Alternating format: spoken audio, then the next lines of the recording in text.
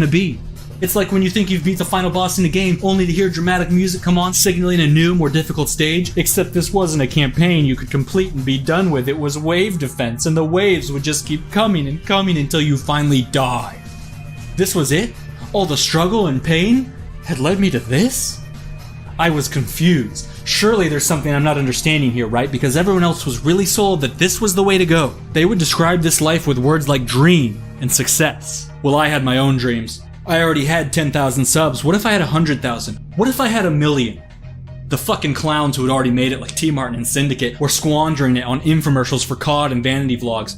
When with 1,000,000 subs, you could change the world and get in the history books. You could rally people to or against causes. You could raise awareness about political corruption or the heroin king vlogs in Afghanistan. When with 1,000,000 subs, you could change the world. I would make my own bedtime and take a shit whenever the urge struck me, and as long as I had a laptop, I could go wherever I wanted, whenever I wanted, and I could game. By God, if I could make money gaming, I could game forever, and every day I would wake up excited to live and play and fuck and eat and to do only those things. And in every game, I would explore a new world and experience all the writing, art, music, and challenges it had to offer. I could live out of hotel rooms, roaming the globe, making videos anytime I wasn't busy hiking Machu Picchu or fucking hookers in Amsterdam.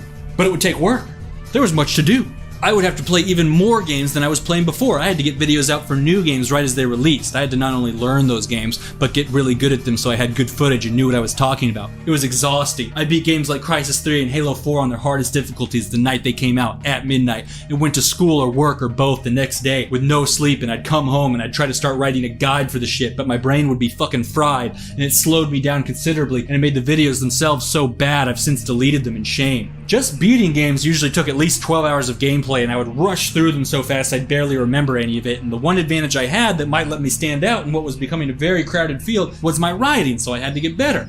I was sneak reading Stephen King's On Writing advice book in between classes, and he said the key to getting better was to read a fuck ton. Okay, so now I'm reading a fuck ton, but there's so little time, and to keep a following online, you had to pump content out regularly, and I'd frantically write commentaries on my fucking work computer anytime there was a free moment, and I'd down 5-shot espressos to get through the day, and then get home and do a 5-hour energy so I could work on YouTube, and it gave me a nosebleed that lasted for like 2 hours, and I wasn't sleeping and begging everyone for Adderall, because I'm juggling geology papers and mock debates on aptitude testing, and the end result of all this was that the quality of everything I did in work, school, or YouTube was all shit. I realized then that the game was rigged. When the government settled on a 40-hour work week, it was because the research showed that was the max you could push someone before their productive capacity dropped off and their labor was no longer worth their wage. It was the maximum amount of value they could squeeze out of a human being.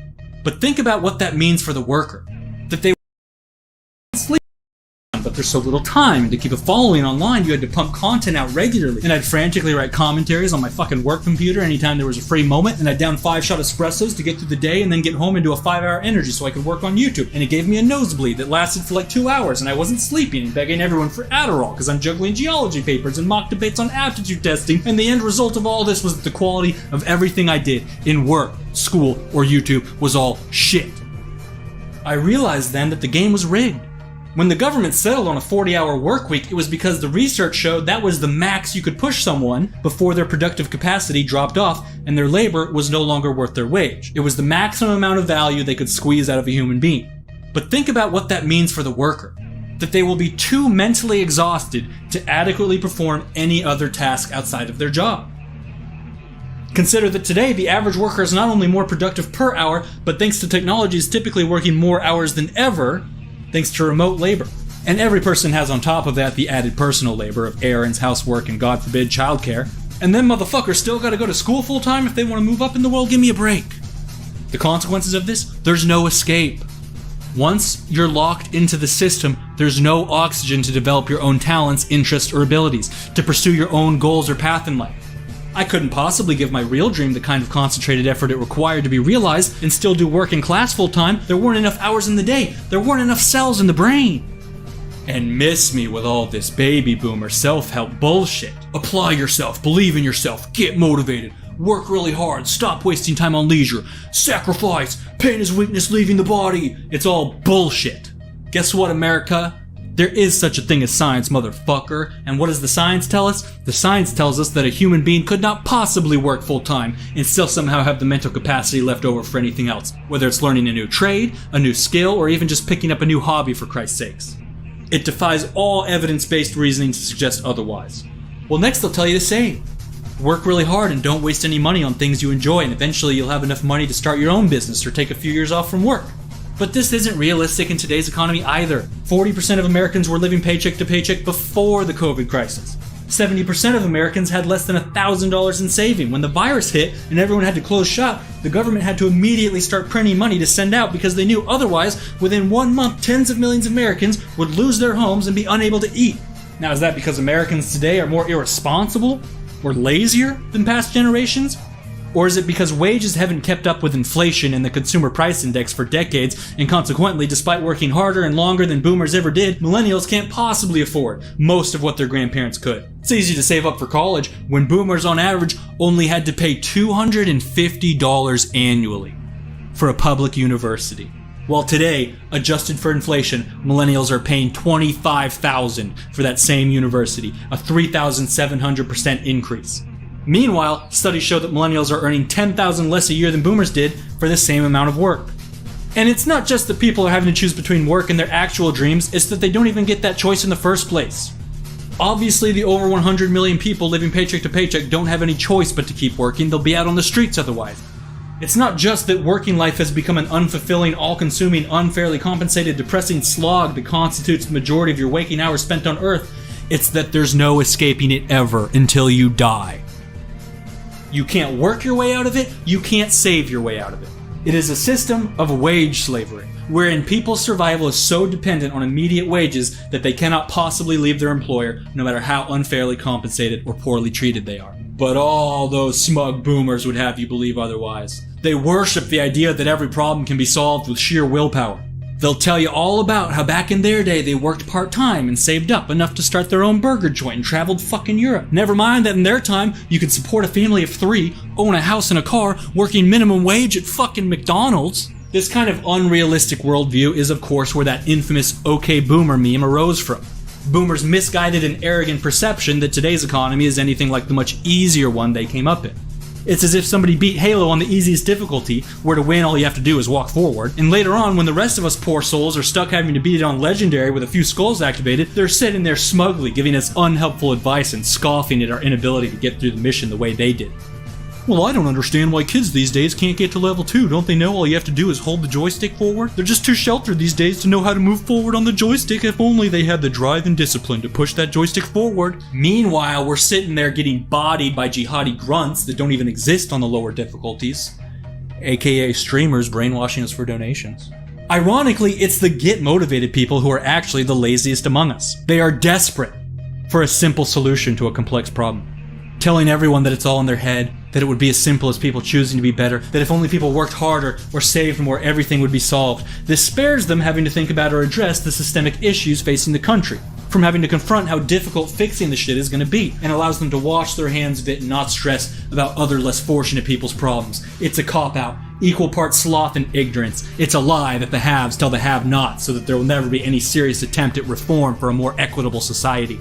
But it was a lie I believed, and the consequence was anytime I was watching TV with Cece, going in the jacuzzi, hanging out with Josh, playing a game just for fun, I'm always thinking in the back of my head, this is a waste of time, you need to be more productive, get back to something that matters, you piece of shit.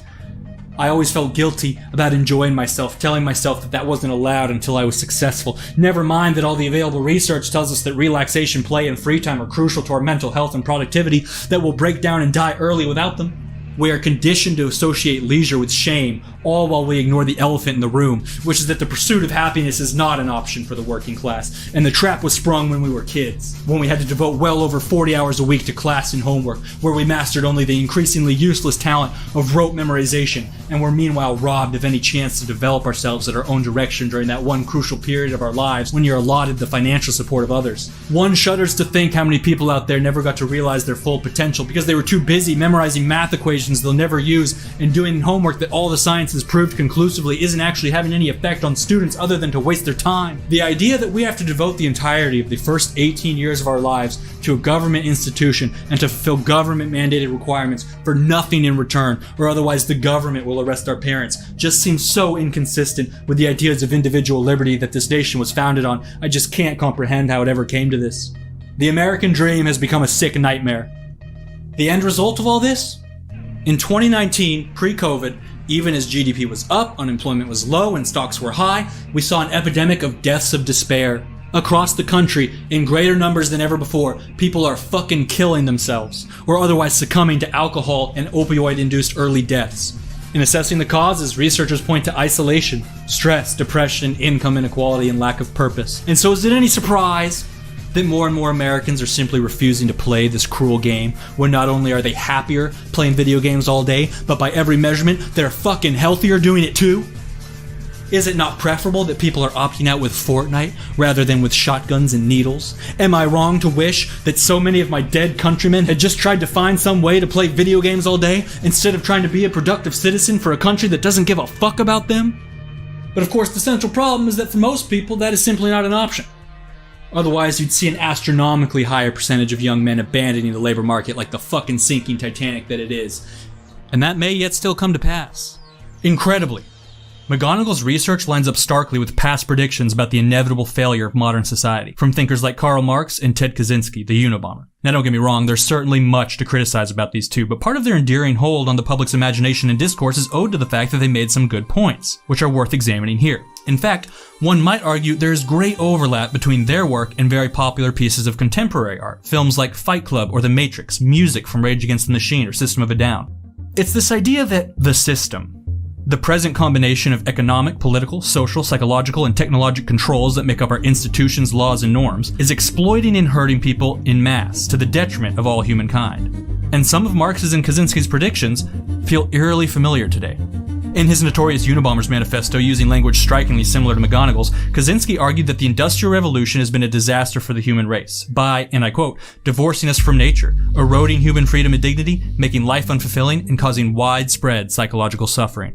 He felt that modern work disrupted human beings from what he called the power process, a biological desire to, and I quote, set goals for ourselves that can, with a reasonable rate of success, be achieved through hard work. And that even if one's job may be considered difficult work, without a choice of what to do and how to do it, it won't produce a sense of personal achievement. And that most people must now spend their time engaged in useless pursuits, which he calls surrogate activities, wherein people strive toward artificial goals in order to compensate for the lack of psychological fulfillment and autonomy in their real lives. He predicted these surrogate activities wouldn't be enough, and that we would take them to extremes. Essentially, we have become like pets to the ruling class. We take our dogs out to play fetch because this keeps them happy and healthy. Why do dogs enjoy fetch? Because like us, they evolved to enjoy those things which perpetuate their species' survival, in this case, to chase and catch things. Fetch gives the dog an emotional and physical activation that it otherwise wouldn't get because its needs are provided for in domestication. Well, nowadays, humans have to play fetch too. Kaczynski argued this is why everyone loves watching sports so much. If you followed a team, you know the intense Fiero hits you get when they win. Entire communities form around these teams. We have like 4 24-hour TV channels along with another 20,000 radio shows and podcasts dedicated to analysis and strategy for teams that not one of those commentators or viewers actually has any control over. Motherfuckers spend more time watching pre- and post-game analysis than they do the game itself. Around the world, thousands of fans are arrested every year for sports brawls. They fight and go to jail for a team that doesn't even know they exist, that they have literally no stake in. The game is completely pointless. It has no effect on your life or any fan's life whatsoever, and it's barely a team at all because they'll cut any player, any coach, and even straight up ditch the local communities they supposedly care about so much the second it is even a little bit financially beneficial to do so. I'm a salty Niners fan, if you couldn't tell. Kaczynski argued that our passion for sports was misplaced, that it distracted us from how purposeless we felt, thus delaying a reckoning with our circumstances. He also thought we were way too passionate about stamp collecting. But of course, we know what the ultimate surrogate activity is. It's video games. Our real work doesn't satisfy our internal needs, so we go home and basically do fake work to feel better. My cousin will run IT at a hospital all day, and to relax when he gets home, he harvests berries for 3 hours to feed his T-Rex on Ark. Now we have esports. It's fetch within fetch, it's meta-fetch, it's fetchception, and hey, if it works for the dogs, I guess it can work for us too, as long as you're willing to accept that they own you like a fucking animal. Who's holding your leash, bitch?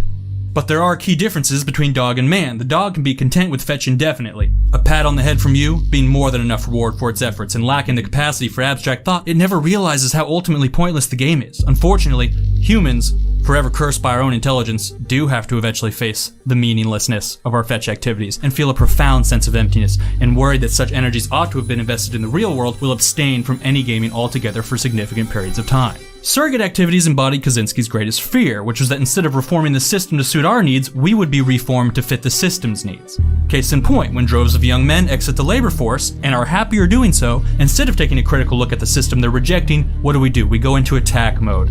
They're addicts, they can't control themselves, they have a mental health disorder. The instinct is to reform the individual instead of the system. This is seen as necessary for two reasons. One, the system itself cannot function without millions of workers doing exactly the kind of work that causes so much psychological suffering. Assembly, processing, packaging, stocking, maintenance, sanitation, accounting, litigation, banking, cashiers, etc. If the workers in these fields all pursued their own individual goals, if in general workers had the economic freedom to leave the jobs they hate, global supply chains would fall apart, the economy would crash, and many of our most basic needs would go unattended, which would suck because we no longer have any access to the natural world to provide for our own needs. And having known nothing but the present system our entire lives, would be completely incapable of taking care of ourselves even if we did.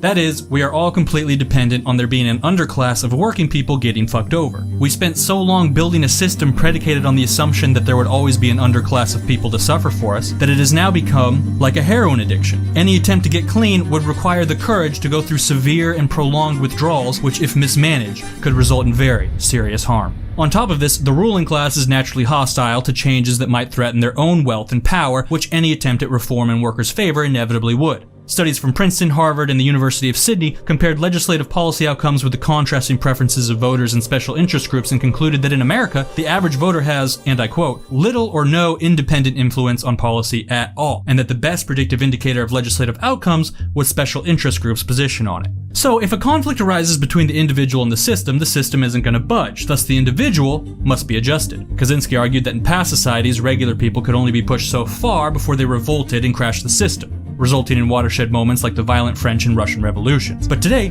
modern technologies make it possible to modify the working class so that they will stay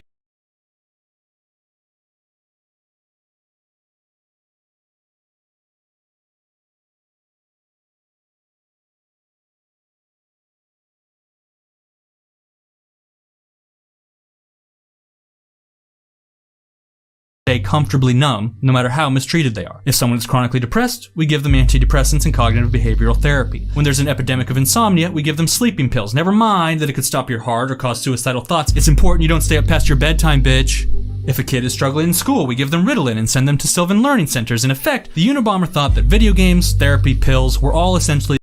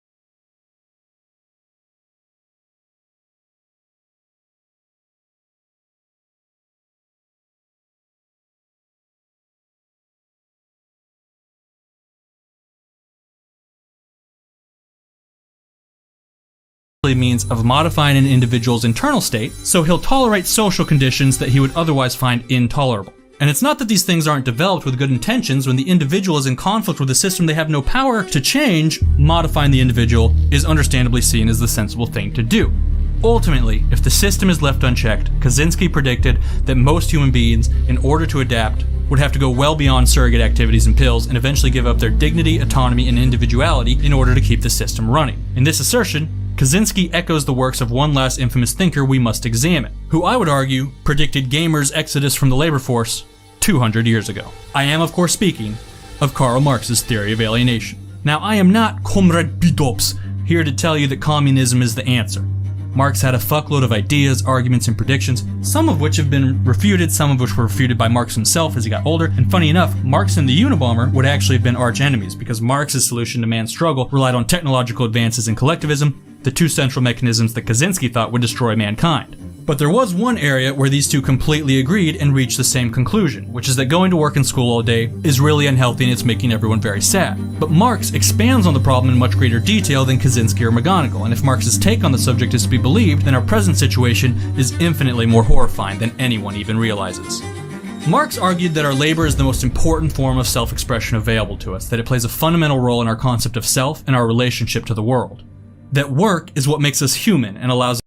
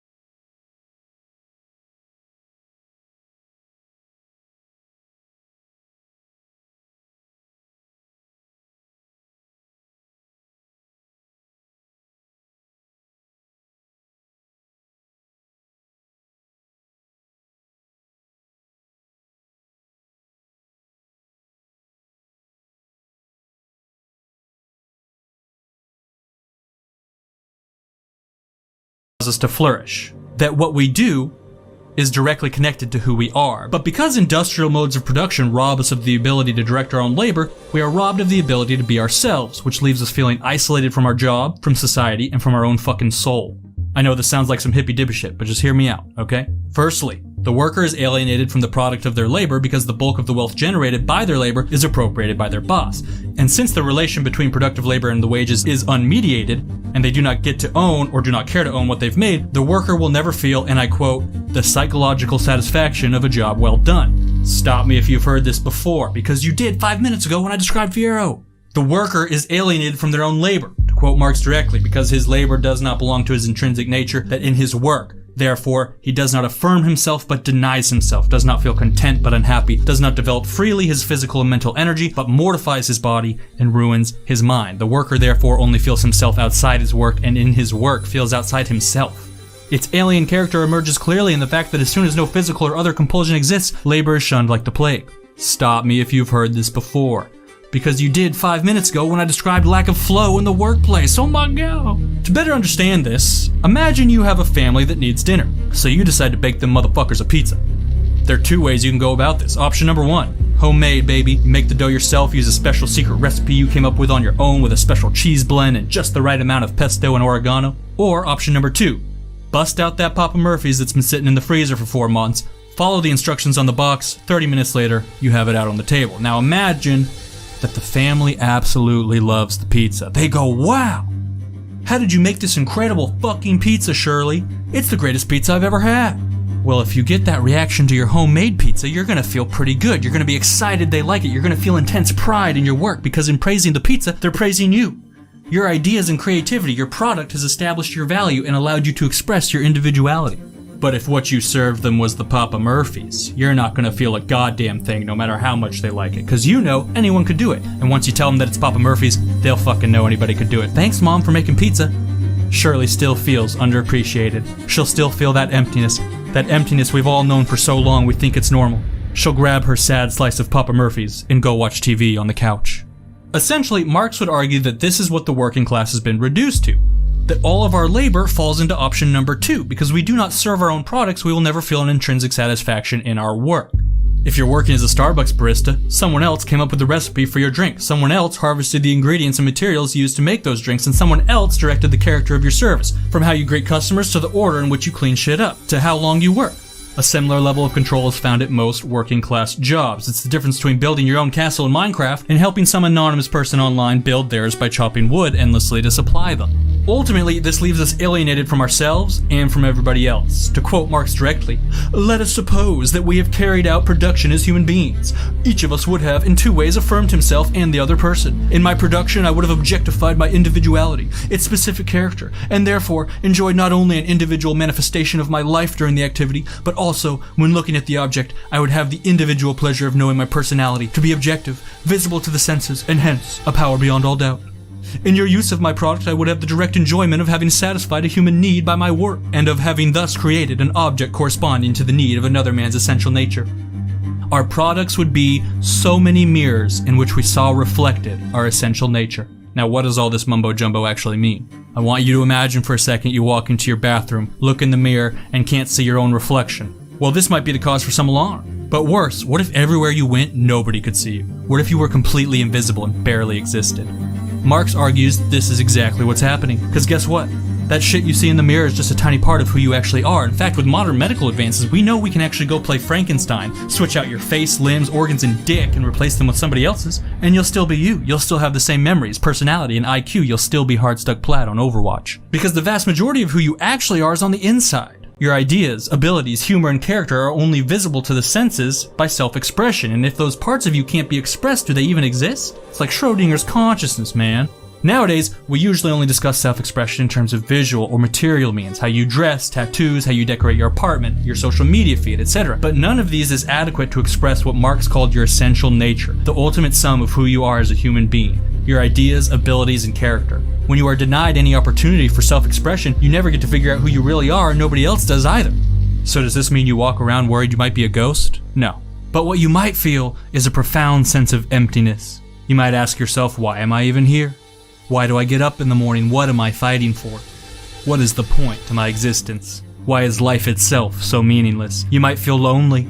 Even when you're surrounded by other people, you feel disconnected. You might feel like you don't actually matter to anybody, as if nobody really cares that you even exist.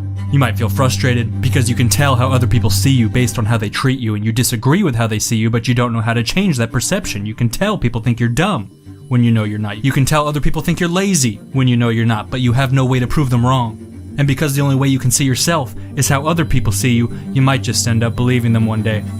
This is what it means to be alienated. Today we know that a lack of self-expression leads to all kinds of mental health problems. Gamers know how much people want to express themselves. After all, what's the most profitable commodity in this industry? Not the games, not the equipment, but the skins. People are so desperate for even the most pathetic opportunity to express their identity that skins by themselves are a billion-dollar market. They rob us of our humanity and sell it back to us in tiny, overpriced pieces. Well, I couldn't have articulated any of this shit to you back then, but I knew something was wrong, and I wanted out. So I wrote. At first, I thought the key to success was just having good gameplay and telling other people how to get good gameplay, but I learned quickly what really got views was interesting ideas, funny stories, explaining confusing shit, voicing others' angers. Coming up with new video topics meant understanding new concepts, spanning a range of different fields, learning about a whole bunch of shit I never otherwise would have been bothered to. To better understand lag, I wound up learning about binary, fiber optic, net codes, cables stretched across the ocean. I mean, who would have thought? To understand games pricing, microtransactions, subscription models, I wound up learning all about supply and demand, minimal viable products, fiduciary responsibilities, CPB and FCC regulations. To understand loot boxes, I learned all this mind-blowing shit about gambling addiction. To understand why some games were fun and others weren't, I learned all about the brain, dopamine, gray matter, neuroplasticity, the psychology behind anger and friendship. I would try to understand these things for the views, but inadvertently I found they helped contextualize some of my own confusion and difficulties in life, that my entire view of the world around me was evolving dramatically. I got good at writing. I would examine in detail the watch times and engagement levels on videos. I got really good at keeping people's attention for longer and longer durations. I learned to keep my sentences as short and crisp as possible. I would experiment with different kinds of writing to see what would generate the most discussion in the comments, to see what would make people the most angry. Sometimes I would try to make huge swaths of people as angry as I could just to see what I was capable of. I learned SEO and marketing and directing too, understanding the sounds and sights that needed to accompany points I was making to maximize understanding and emotional impact. When I first started YouTube, I thought I had the only skill I needed, that 2KD biatch, and when you go back to those early videos, you can see how bad I was at everything else. It was never my intention to develop new skills or learn new things. In fact, learning was like my least favorite activity, but it just kind of happened. And what's funny is my great-grandpa and my grandma were writers, and my dad is actually an Emmy-winning director. I never meant to follow in the footsteps of my ancestors, and yet I instinctively leaned more and more on what I now realize must have been my naturally inherited strengths, because I woke up one day and I was like, hey, what a funny fucking coincidence. As time went on, I found I was less and less interested in the money, and instead I was becoming obsessed with the comment section. At my peak, when Destiny first released, I had a couple months of like these 4K checks, which for a 21-year-old was a pretty big deal, but I'm telling you, that high was nothing compared to those times when you could tell a video had had some kind of impact. When they would talk about how a video made them feel better about their own shit, how it helped them understand their own shit, how it totally changed their life, how they're sending their kid to a new school and shit. When they talk about how emotional it made them or leave page-long comments describing those emotions, and not just the positive stuff but the mean stuff too. Sometimes a video would be provocative enough to get on Reddit and all the salty Redditors would talk shit, but I'd still obsessively read to the bottom of every thread getting high on the fact that people were talking about me at all. They'd make entire videos talking shit and I'd just be tickled pink that they knew I existed. At the time, I chalked this up to some kind of narcissism, but in retrospect, it feels obvious that I was going through some process like Marx described, trying to express all those parts of myself that had never had a chance to be seen before.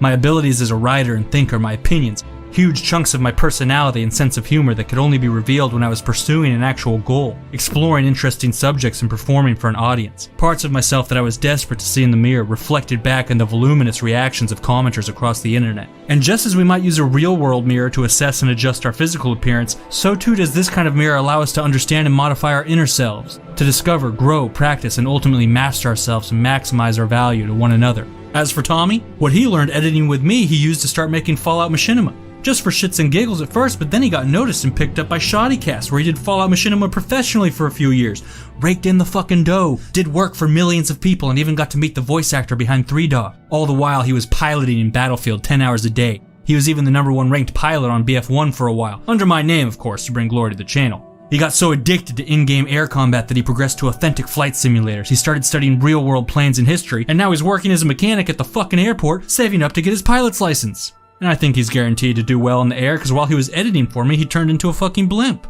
When we started gaming and YouTube, we didn't quite understand what we were searching for, but I realize now what we found was ourselves. We discovered our essential nature, or at least began that process. I'm not sure it ever ends. And even though our goals had been mostly selfish, money, freedom, fame, etc., we ended up discovering the ways in which we could make ourselves most useful to our fellow man, to contribute to human civilization by utilizing those talents most unique to us. In Western philosophy, since its origins from Aristotle to Ralph Waldo Emerson, it's been widely understood that the proper end of man is the realization of his character and potentialities as a human being, that our opportunity to be the best and most true versions of ourselves possible was the ultimate freedom. But that opportunity, that measure of freedom, is lost to us now, completely. Presently, hundreds of millions of Americans are being born into a system that they have no control over, which they have no choice but to participate in, and which oftentimes they cannot ever exit regardless of how hard or long they work. All available research concludes this system inflicts severe damage on our physical and mental health, starting at the earliest of ages. It is a kind of gruesome prison for the mind, in which so many cannot be themselves, cannot explore themselves, cannot grow, cannot pursue their own interests. It is a system which requires the maximum availability of their time and energy, and in return provides only the bare minimum needed to survive. A clever catch-22, in which attempting to pursue needs beyond physical survival requires sacrificing the means by which said physical survival is made possible. To even make an attempt at self-actualizing is to risk poverty, hunger, and homelessness. The data makes clear that college degrees are increasingly ineffective at altering this trajectory. In many cases, the debt people take on for college actually makes the situation worse. Even then, the sheer cost and amount of labor that college requires makes it an unrealistic option for many Americans born below a certain income level. And even then, we know that many successful college graduates with successful careers are still afflicted by the same psychological ailments of purposelessness and depression that torment their peers below, because simply making more money does not solve the problem if it is not somehow accompanied by more freedom.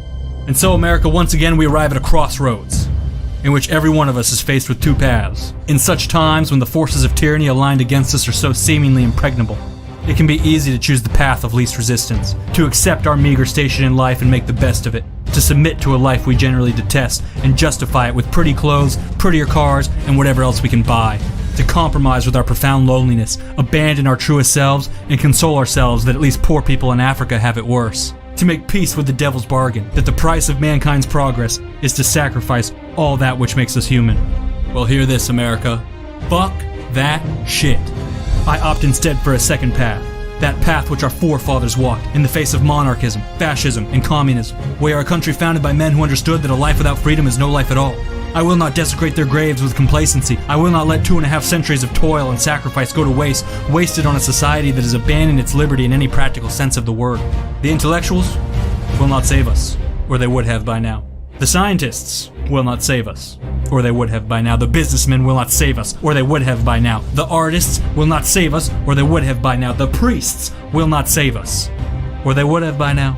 In this dark hour, there is only one class of American whose shoulders we can rest our hopes on. One breed of patriot with the fight left in them and the training necessary to cast off these chains, deliver us from the jaws of aristocracy, and bring justice to the Republic. I speak, of course, of the American gamer. I know on its face this may sound absurd, but gamers are uniquely situated to fix the pickle we're in. For one, we know that gamers have the best minds. All available research to date has concluded gamers are better critical thinkers and creative problem solvers, that there's a direct correlation between time spent gaming and gray matter in the brain. Further, gamers, having spent so much time playing around with their own biological instincts and human nature, will have the clearest, most visceral understanding of where the incompatibilities are in the real world. But most importantly, there's nobody better than gamers at assessing structural deficiencies in a system and applying the pressure necessary to get the rules changed. Every video game is a micro-society. It has laws, norms, and parties with competing interests in how the game is designed. Gaming communities regularly engage in public pressure, backlash, and advocacy to mold the virtual worlds they inhabit to their liking. Every single one of you is already an expert in the skills necessary to effect change. The activist backlash to games like Star Wars Battlefront 2, Fallout 76, Evolve, Halo MCC, Battlefield 5, and so many others, where a game was either significantly reformed or entirely destroyed by gamers' disapproval, are perfect examples of the kind of big dick energy we need right now. I just need y'all to take some of that effort you've been using to reform Destiny Eververse markets and dedicate it to America instead. Our economy, our government, our laws are all imaginary, man-made systems. We should think of them exactly how we think of our video games. Instead of code on a computer, it's words on a paper. Like a video game, the goal is to maximize player satisfaction by providing incentive structures and rules that meet our needs and desires, balanced against the needs and desires of others. During my time on YouTube, I've tried to point out the inherent flaws in various games' design and suggest the best potential remedies. Many of you have subscribed to me for this reason. Well, I would like to now describe to you, in the greatest, most excruciating, minute possible detail, America the video game, and the updates this game desperately needs. First, we must understand what kind of video game America is, and I'm sure you all already know the answer. America is Call of Duty. Capitalism is a competition. When it works, it's a lot of fun, and it brings out the best in mankind through our age-old ritual of competition as nature intended. But as is so often the case with our favorite video games, it suffers from a game-breaking flaw, which is that the wealth return rate on capital exponentially outpaces the overall rate of growth in the economy, inevitably leading to massive inequality. This is what economists call R greater than G. R greater than G is the tiny piece of broken code that causes the whole game to crash. It is, I believe, the root of all human suffering in the 21st century. R greater than G was long theorized but most definitively established in Capital in the 21st Century by the French economist Thomas Piketty, who won the Nobel for his work. The book was controversial, as any book directly challenging the economic interests of the wealthy elite would be. But despite quibbles with methodology and proposed solutions, to date, nobody has been able to seriously refute Piketty's central claim that over the last 250 years, unchecked capitalism has resulted in massive wealth inequality that inevitably leads to hereditary oligarchies and ultimately some kind of system crash in the societies that practice it. So to describe R as greater than G more clearly, it essentially means citizens who make money by owning things make money faster and faster and faster until they are collectively accumulating wealth faster than the economy can generate it. You probably already understand that it's way easier to make money when you have money. So 50 years ago, Joe Schmo buys land and puts up an apartment complex. Now as a landlord, he can tap the bulk of his working class tenants' wages, which eventually allows him to buy up more property and tap the wages of even more working people, and so on. As more and more of the available land is bought up and heavily invested in, it appreciates, making it increasingly difficult, if not impossible, for any regular person to ever afford property and become a landlord themselves. And if new land ever does become available, Joe Schmo will always be in a better position to outbid someone trying to work their way up for the first time. His kids inherit his assets and continue the process. It's not just real estate, it's any economic mechanism that involves ownership. If a very wealthy person puts $1 million in a safe stock, a 3-point climb that year will mean a $30,000 profit, whereas a working person putting in $1,000 in that same stock will only get $30. As said wealthy investors pump more and more into those stocks, stock prices appreciate dramatically, making it that much harder for non-wealthy investors to afford a meaningful return. This is why the stock market was able to rise even while the economy crashed during COVID. It was just rich people placing bets on what they think will survive. And of course, through interest rates on cars, houses, student debt, credit cards, and whatever else, banks are able to eat up larger and larger chunks of everyone's paycheck. The list goes on and on of clever ways to make exponential profit through owning capital, oftentimes passively, that is, without actually having to contribute labor. To some extent, this is how it's supposed to work. It incentivizes good ideas and facilitates the efficient distribution of resources to people with good ideas. But the problem is, when the process is left unchecked for too long, the vast majority of available economic resources gradually concentrate at the top, leaving less opportunity for regular people to move up in the world. What you'll sometimes hear about in the news is a lack of social mobility. The economy as a whole can only generate a finite amount of wealth each year, so eventually the exponential nature of capital gains means all of that new economic growth each year is immediately absorbed by whoever has the most wealth already. Which means if your net worth is below a certain point, it stays there for good. But if your net worth is above a certain level, it grows and grows and grows faster and faster and faster. So on the news, when motherfuckers talk about the economy growing, remember, they're talking about their economy, not yours. Your economy is smaller than the generations that preceded you. That's why younger generations are having to work way harder while being able to afford way less than boomers. It can be difficult to convey the gravity of our current situation to many people. Fortunately, anyone who's ever played Call of Duty can very easily understand just how fucked this situation is. Imagine for a second you're in COD matchmaking. You join a match in progress. Dun dun dun. It's one of those matches, you know what I'm talking about. The kind where you instantly know why the person whose spot you're filling left. When the kill feed is scrolling faster than you can read it, announcing nothing but deaths from your team. You load in, and when you try to leave your spawn, it's immediately clear to you that the match is unwinnable, if not outright unplayable. You're spawn trapped, like it's COD 4 Black Ops 1 Demolition. The enemy team long ago seized every power position on the map, and they're just ADSing at every corner you might walk around. They have a permanent UAV in the air, they're taking turns calling in chopper gunners and AC-130s. Well, this is exactly what's happening to you in real life. The more money they have, the more they make, the more they have, the more they make. Just as in COD, the more kills they have, the more streak awards they get, meaning more kills, meaning more kill streaks. Just like in real life, there's often a very passive nature to the winning team's success. Once they have that first 5 kills for a Predator missile or what have you, they find a safe corner in the back of the map, bust out the laptop and call in their streaks, and they can just kind of sit there building a Harrier off the Predator and leveraging that into a chopper without ever actually having to move or do anything. And with increasing frequency in real life, it's like people inherit the Predator missile from Pops, and they're good to go. They don't even have to do the initial labor of those first 5 kills. There's a wide variety of COD kill streaks. They can use choppers to mow you down, EMPs to keep you confused, UAVs to know where you are, and the same is true in real life. Outside of real estate stocks and debts, the wealthy elite can buy up media to push their public policy needs, they can bribe their kids into any college they want, they can bribe the college to teach everyone's kids any lesson they want, and they have absolute free reign over the judicial systems. Anytime they face legal trouble, they have the power to settle out of court, which means pay people not to get them in trouble, basically. And it works for all but the most serious offenses.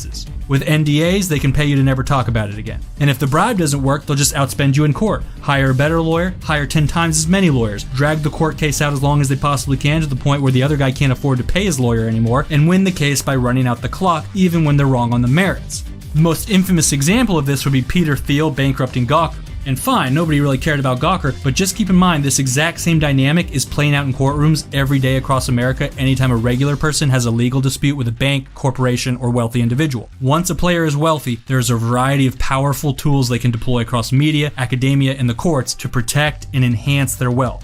It's a real-world spawn trap. So in COD, when we get stuck in a match like this, we basically have 2 options. Option number 1, the optimist, the believer. XX Swagscopes 420XX, the guy who valiantly charges at a spawn again and again and again, who ends up going like 2-40 at the end of the match. Ironically, the guy who tries the hardest is the one who ends up benefiting the enemy team the most, by feeding them more and more free kills towards their streak rewards. Tragically, this is also the route most working people are forced to take. When we pursue the American dream in the traditional way we've all been raised to believe in, by taking on car and student loan debts, working hard 40 hours a week, moving out and getting in place of our own as soon as we're able, what ends up happening? Well, the vast majority of the wealth you generate is appropriated by people at the top. To turn a meaningful profit on you, your company has to pay you less than the total amount of wealth you generate each hour for the company. And what happens with most of the money you do get to keep? Well, it usually goes immediately to your landlord or otherwise to service your car, student, and housing debts, and various insurance payments, leaving you with just enough to get by so that you can keep funneling wealth to those motherfuckers, making them all the more powerful, and all the meanwhile, you're stuck.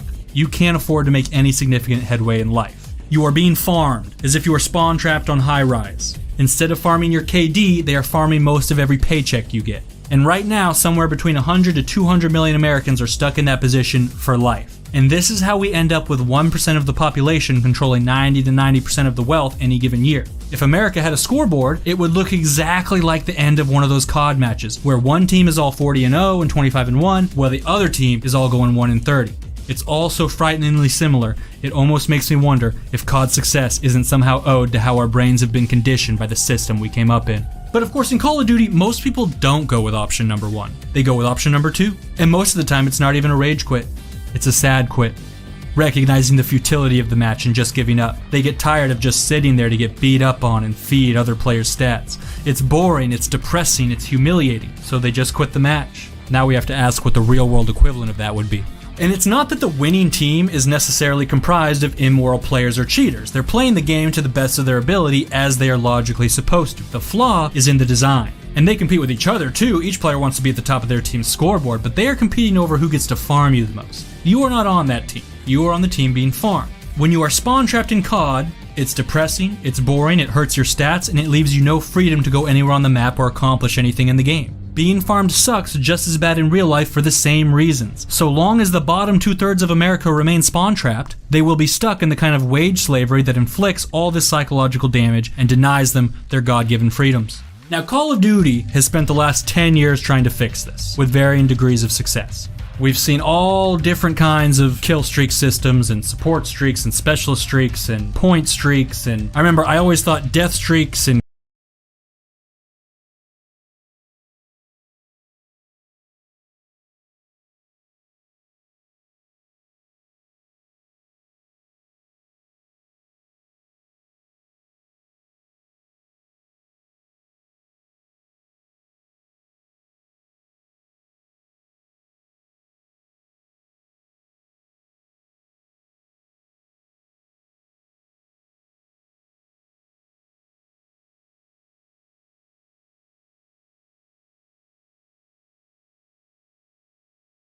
care packages were, and nowadays all of this is why you don't take a loss for matches that you've joined in progress. But I barely play COD anymore, so I don't give a shit. What I do care about is America. So how do we fix all this shit to make for a more balanced, fair, and enjoyable country? One that meets people's needs, guarantees freedom, and prevents our economy from devolving into an unplayable catastrophe that everyone wants to rage quit. For starters, any solution to our current problems has to begin with a fundamental change in how we view human nature. Presently, the general consensus is that human beings in our most natural state are lazy, selfish organisms, and that unless we are coerced into labor via threats of homelessness and hunger, we will simply lie around and do nothing for the rest of our lives. This is the argument the government relies on to justify its lack of support for the public, and to justify kids being forced into such highly regimented educational systems from birth. We're scared that if we don't force people to do things, they will never do anything, and society will fall apart. But this belief flies in the face of all common sense, reason, and science. Contemporary understandings of competition, respect, and man's need for self-actualization demonstrate that man has a deep-rooted biological motivational system. Marx talked about alienation from our species essence, Kaczynski called it disruption of the power process, McGonagall calls it a lack of flow and fear on the workplace. I posit here they are all saying the same thing. That human beings not only have the ability to self-motivate, they have an instinctive and fundamental need to self-motivate. Marx reached this conclusion through economics, Kaczynski through sociology, and McGonagall through the fields of psychology and neurology. Mankind is not so different from wolves, lions, bees, ants, and the many other social species we see in nature. It is our biological destiny to work with one another, for one another. There is ample evidence of this in gaming, and every gamer knows it. Just look at the incredible projects people will do for no pay at all, but simply because it's some shit the world needs to see. One-to-one replicas of the Death Star and Earth itself in Minecraft, the vast and incredible projects being produced by the thousands in the Skyrim modding community, people speedrunning Halo Lasso, streamers beating Dark Souls with bananas for controllers, massive megalopolises and skylines that people literally spend months building so they can meticulously plan out, the infrastructure, education, healthcare, and economy for a simulated population of hundreds of thousands. All of that passion you felt about your favorite games, the hours you spent harvesting resources to build bases in Rust, building empires in EVE Online, watching countless tutorials to learn new characters on Overwatch, studying in-depth hero builds to perfect your League of Legends strat, grinding iron ore production in RuneScape, meticulously exploring every last corner of a game for its Easter egg, the struggle you went through to get that one achievement that one time. Well, don't be ridiculous, B. Dobbins. These projects are nothing like real jobs. Quit kidding yourselves. A lot of those projects in the games we play actually are way fucking harder than plenty of jobs. They're just not as boring. Well, real jobs actually matter. No, actually, many of them don't. Most economists agree there's a glut of what they literally refer to as bullshit jobs. A great deal of work that is just as pointless as any in-game labor and is causing all kinds of mental health problems for workers, even high-paid workers, who gradually come to realize how meaningless their work is and feel sad about it. Has anyone stopped to consider how many jobs just boil down to hawking useless crap on people? There are thousands of people working in cotton candy factories. Is their labor really much more important than someone's city skyline shit? Cause with increasing frequency, they don't fucking think so. I had a friend who worked as a telemarketer selling newspaper subscriptions in 2020. An entire office of like 20 people cold calling boomers to scam them out of money for some shit they can get free online. What about sign spinners? What about the people still making phone books? What about when the Pentagon said it didn't need any more tanks, but Senator Portman was like, lol, yes you do, because he wanted to keep the tank factory open? What about sports analyst positions on ESPN? And it's not just the obvious stuff. The workers who feel most strongly their jobs are pointless tend to be well-paid receptionists, customer service, and HR reps. Researchers estimate the number of people who think their work is imaginary bullshit could be as high as 40%. Our economy has become just like a high school performance. The laborers aren't there to provide anything useful for society. Rather, society has to generate fake needs or excessive consumer demand so that the laborer has an excuse to exist. God forbid we should all stop eating cotton candy, because then the system won't have any reason to keep the cotton candy people alive. And this is exactly how we openly discuss it. We patronize workers by telling them they should be grateful we've given them work. Imagine admitting to the kids in a high school performance that they are actually so worthless. They should be grateful we even showed up to their shitty play, and realize this is the patronizing attitude we've beaten into our workers for a century. Okay, we'll pretend to need something so we don't have to kill you off. And they believe it.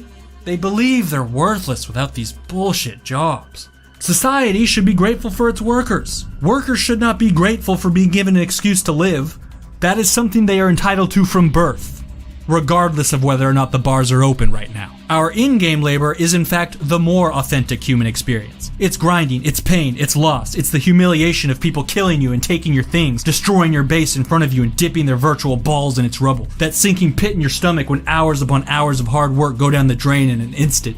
Of loss streaks and getting in fights with your friends about the stupid characters they're picking, about how they're not pulling their weight in damage output or resource production, or just because they have a bad attitude and they're not taking the shit seriously. It's not just about fun, it's about feeling something in this barren, regimented hellscape we've been forsaken to. How excited and passionate you feel about your labor in video games is how excited and passionate you're supposed to feel about your labor in real life. It's the same passion your ancestors felt when they left the caves to find fire, when they built their first thatch huts and hunted animals on horseback, when they built their first boats and set sail across the oceans, when our forefathers left the shores of England to build new cities, when they left those cities to manifest destiny in the west, to master new terrain and dig deep into the earth for oil, to build new machines so we could conquer the sky and put a flag on the fucking moon.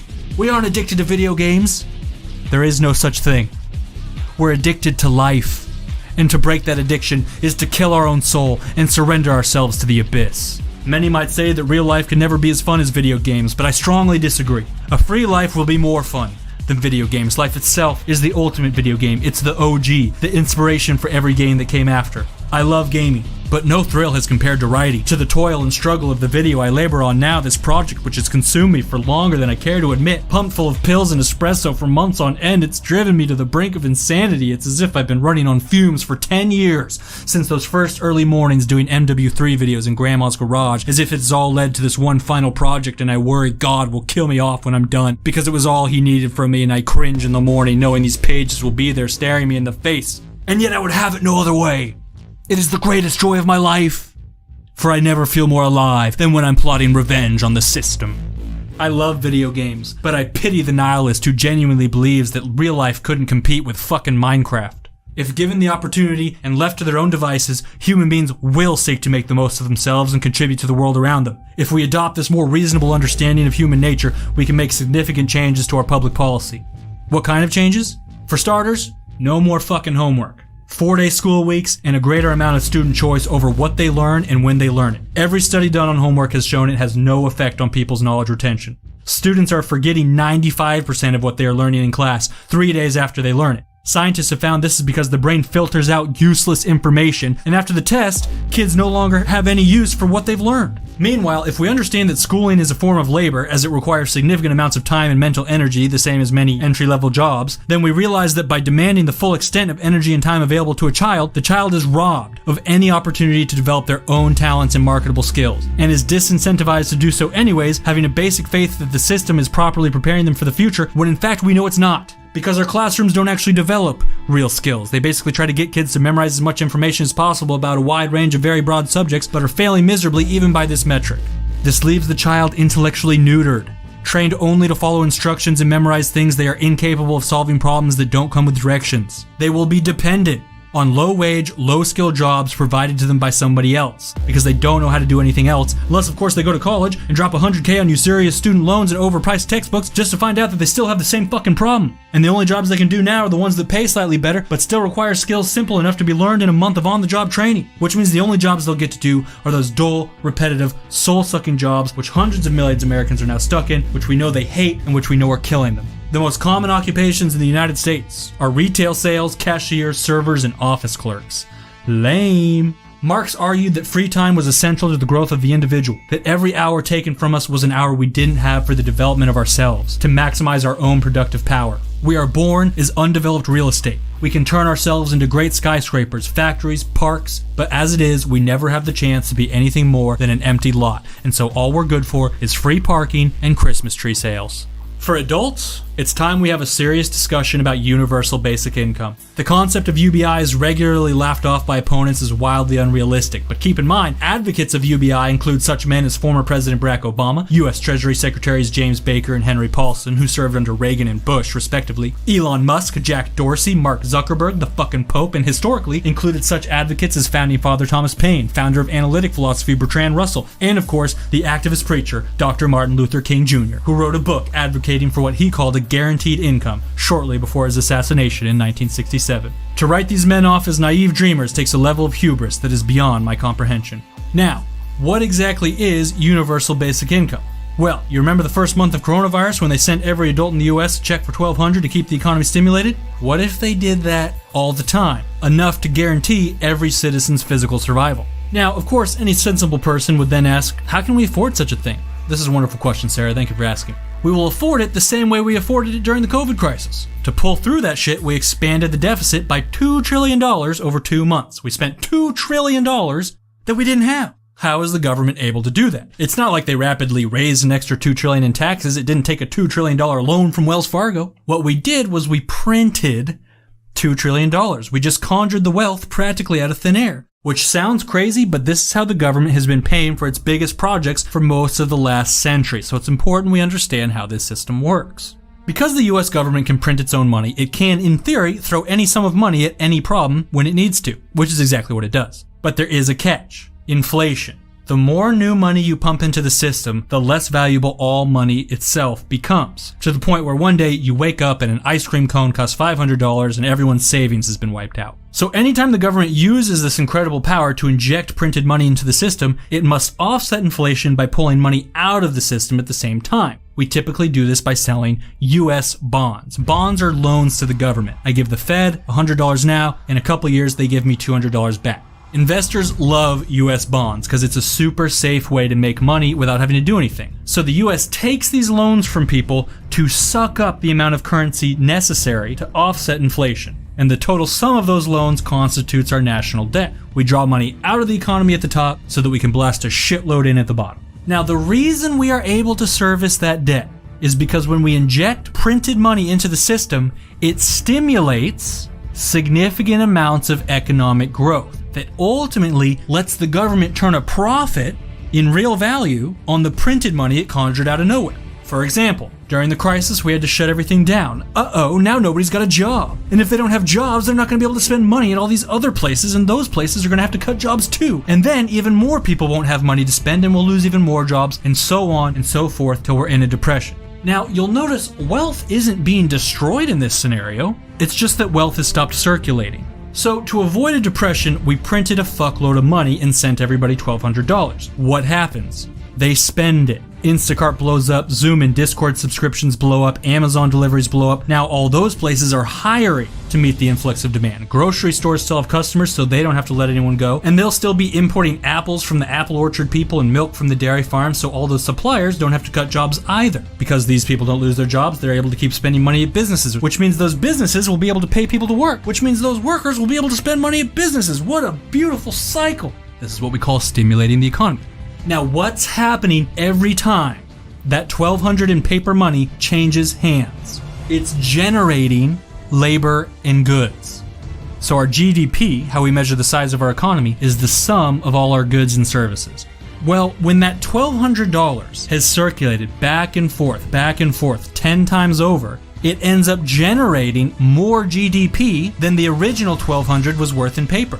In the simplest possible analogy, imagine you print a $20 bill and you pay someone to pick $20 worth of apples. Now they've added $20 worth of goods to our GDP. Then the apple picker takes that $20 and pays someone else to hunt a deer. Now we've added $20 worth of apples and a $20 deer hide to our economy for a total of $40 worth of goods using only the single $20 bill that we printed out of nowhere.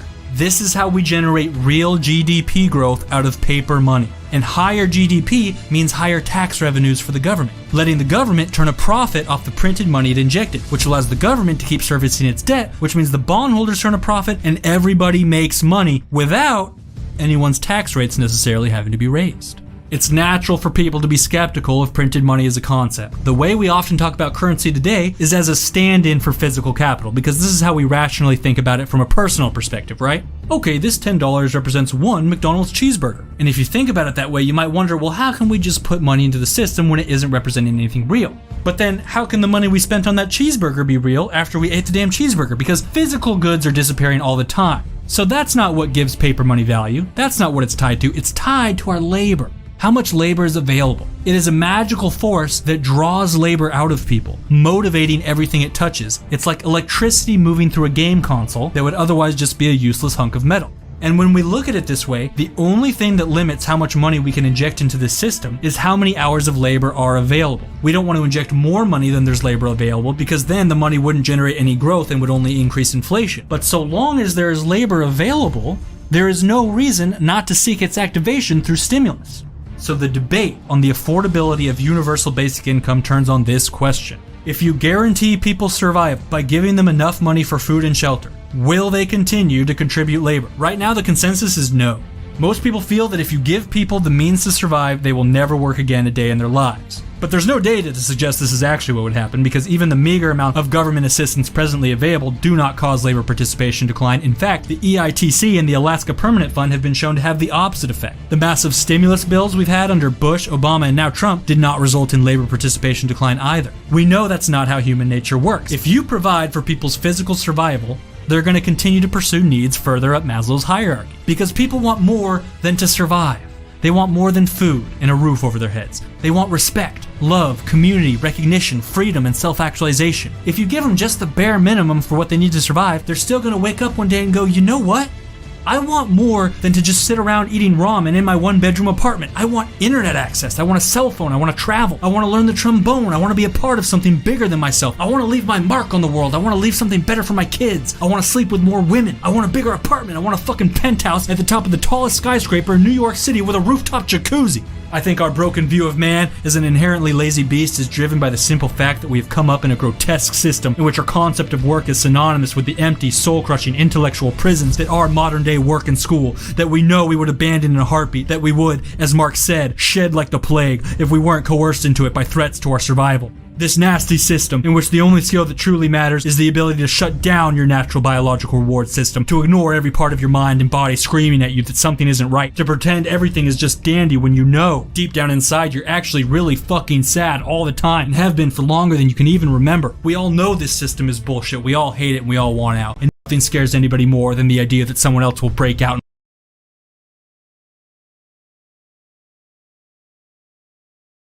and we won't. So we shame everyone into complacency and obedience under the guise of work ethic, but really our whole understanding of work ethic is as divorced from the science as the idea of a flat earth. Do not give in to this backwards, ignorant bullshit. Do not give in to the bitterness of the generations that preceded you and wasted their lives and want to shame you into wasting yours so they can feel better about it. I believe in the American people. I believe in the human spirit. Let this country off its leash. That dog will hunt.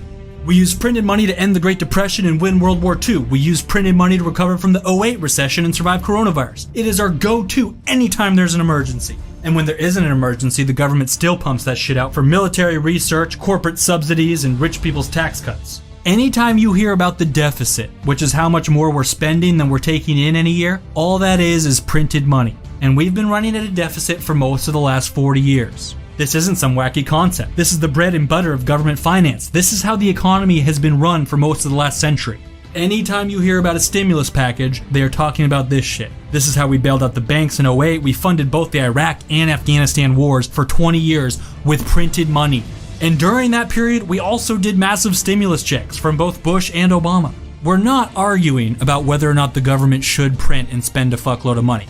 The government already does so, always has, and always will. What we're arguing about is what they spend the printed money on, and I'm just saying I think the money would be better spent on me instead of playing 10-year-long games of WMD make-believe.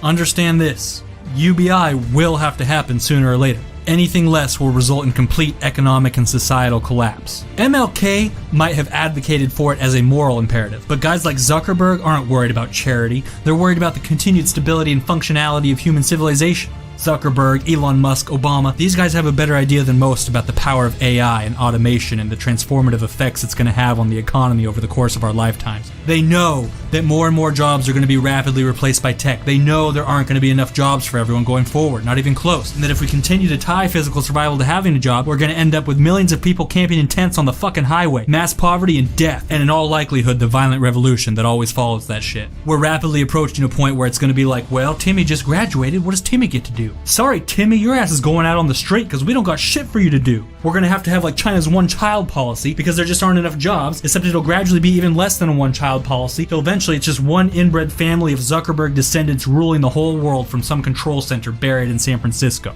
Let us imagine a better future instead. With workers' base needs provided for, businesses will no longer be able to leverage the threat of homelessness and hunger to keep people in line. In negotiations with their employers, workers will have something they've never had before: the freedom to walk away.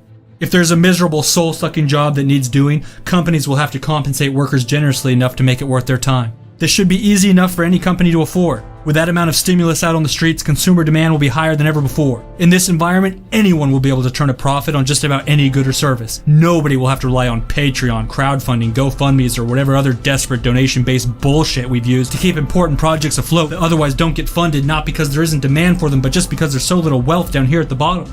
And if a company still can't afford to pay their workers properly, well, I guess they're gonna go out of business then.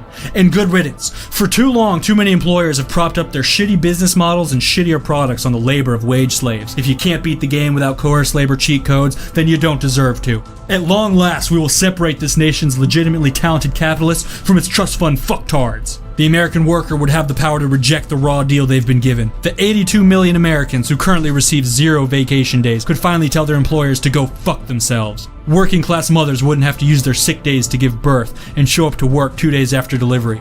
Serious injury or illness wouldn't mean financial ruin and getting left behind to die like a fucking animal. At long last, the American people will be free.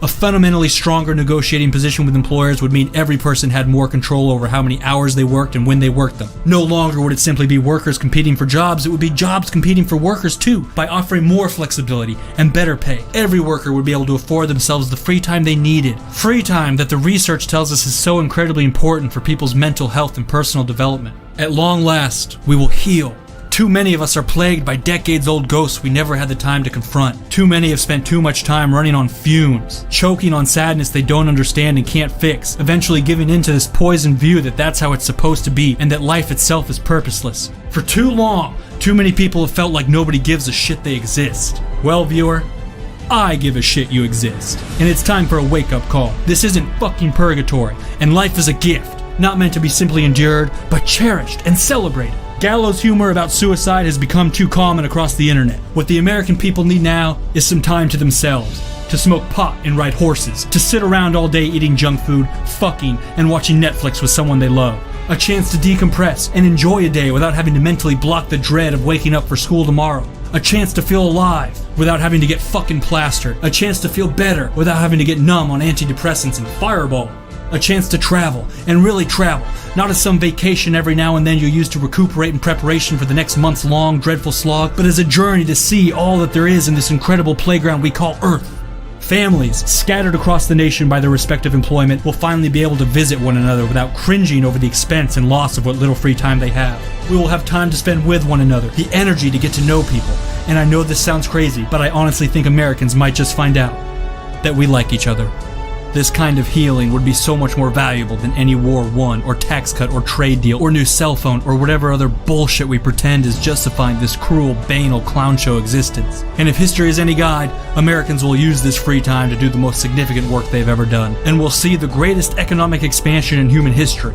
For it was stuck at home under quarantine that Shakespeare wrote King Lear and Munch painted The Scream. Newton discovered gravity, Ben Franklin electricity, and Einstein relativity, all on their own free time, at home, not at the behest of an employer, but of their own volition, driven by curiosity and ambition. We know now that free time is what makes great minds great. Books like Daily Rituals and Outliers have thoroughly documented the rise of history's greatest minds, showing that usually they stuck to strict, individualized routines, often with eccentric sleeping patterns, diets, and workspaces. Some woke up early, took long walks, and practiced celibacy. Others stayed up all night, took drugs, and fucked everything that walks. Everyone seemed to have their own, often contradictory method for creative optimization, but what they all had in common was freedom. Freedom to dedicate specific hours of their day to specific activities as they saw fit, to set their own work hours, choosing when they went to sleep and woke up, and taking naked air baths, as Ben Franklin called them, in the middle of the day. Gladwell observed that genius typically arises through a mostly self-directed process in which a skill is practiced for at least 10,000 hours, and that innate ability doesn't even matter if you come from a dysfunctional background, that plenty of high IQs fall short without strong social or financial support. And if you read those books, you'll notice that almost none of their stories would have been possible had they been working class in 2020. When half of our full-time workers are averaging 47 hours of labor a week just to survive, there simply isn't room in the schedule for an entire kooky routine of long walks, amphetamines, and nocturnal sleep cycles you personally designed for your individual creative optimization. And does the typical worker have 10,000 hours to spare, an extra 20 a week for 10 years? Of course not. And what is our present environment, if not dysfunctional, in which millions of kids go hungry every day and so many millions more are severely depressed and lonely? Just think of all the human potential we're missing out on. We're talking Mozart, Freud, Einstein, Picasso, Sylvia Plath and Jane Austen, Bill Gates, Oppenheimer, and the Beatles. Imagine how many of our generation's Darwins, Jeffersons, and Beethovens are out there right now, but we'll never see their contributions because they never had the chance to develop their potential. But if we reversed course and provided every citizen with the freedom to reach their maximum potential, if we unlocked the fucking Beethoven inside all of us, imagine what the world would look like then. There would always be a new Netflix show to binge, a new movie to see, new concerts to attend, and restaurants to eat at. A world of infinite content. Our cities would be magnificent, with new millions of the world's greatest architects locked in endless rivalry to outdo one another. Our scientists, inventors, and athletes would push their fields to frontiers we couldn't imagine. Every day would bring a new Mozart, a new Thomas Jefferson, and by God, maybe even a new B. Dobbins FTW. To step into any person's home will be to enter a new galaxy, for even the most lowly Fred Flintstone motherfuckers among us will be producing wondrous home gardens, baked goods, glass-blown structures, and whatever other hobbies they felt like fucking around with each day of their bountiful lives. We would realize that there's more to be experienced in the imagination of any one of us than in the whole physical universe itself. Every novel, show, and song you have ever enjoyed began as mere thoughts in someone's head. You have only tasted a drop of what your fellow man has to offer. It is time we open the floodgates. You are a beautiful flower. You will thrive and the world will be a better place for having tasted your nectar. And just imagine the gaming. No longer would we spend 8 months a year with our thumbs up our asses waiting for those 4 big releases in the fall. We'd be seeing major releases like that every month. Major projects like Star Citizen and the Elder Scrolls engine overhaul wouldn't be distant crowdfunded dreams we wait 10 years for and then never happen. They'd be standard content drops that we worry we won't have enough time to get to. There's so much other shit we gotta play. And the biggest games would be able to take things further than ever before. Grand Theft Auto International Syndicate, a full-size simulation of the entire fucking planet, from Tokyo to New York to Paris to goddamn Sydney. And so mankind arrives at its climax, in which the stakes have never been higher. Either our civilization will descend into tyranny and desolation, or else rise to this occasion and deliver the greatest society the world has ever known. And so it lies with us, my fellow gamers, to prevent the former and secure the latter. But to do so, there is one last obstacle we must overcome: the American Super PAC. If capitalism is a Call of Duty match, this is the most powerful killstreak reward of all time. Imagine if for a 25 killstreak reward you won the ability to change the rules of the fucking game. Imagine if the only people who were allowed to design Call of Duty were the players who had the highest KDs already. What kind of rule changes do you think we'd see? I know the kind of cruel shit I would have come up with. I would make it so you weren't allowed to leave a match no matter how bad you were getting farmed. I would make it so you can't start earning killstreak rewards till you've taken a certain amount of deaths. I would make it 25 kills for a fucking UAV. And for those of us already on top, I would make it so 2 KD players get their first 3 streak rewards free at the start of every match. I'd make it so your KD itself was a streak multiplier, letting every kill count as 2 towards your streak. I'd let high KD players' bullets do more damage, health regenerate faster, sprint last longer. If I had the power to design the game, I'd make sure that those of us on top stayed on top, no matter what. Well, this is exactly what's going on in real life. This is why banks get government bailouts, but regular people aren't even allowed to declare bankruptcy on student loans. This is why stocks are up and the rich are seeing massive profits while the rest of America is faced with recession and loss of livelihood, just like in 08. Because the key difference between COD and capitalism is that in video games, developers are a kind of godlike force, separated from the game itself, having no personal stake in any match's outcome, and are only incentivized to maximize player satisfaction. Whereas the developers in real life, our policymakers, are players in the match the same as anybody else, which inevitably leads us to conflicts of interest, where although elected officials are supposed to prioritize the public good, they often prioritize their own personal interests instead, be it their net worth or re-election chances, which leaves them open to corrupt influence. The American aristocracy seized control of the United States in 2 phases.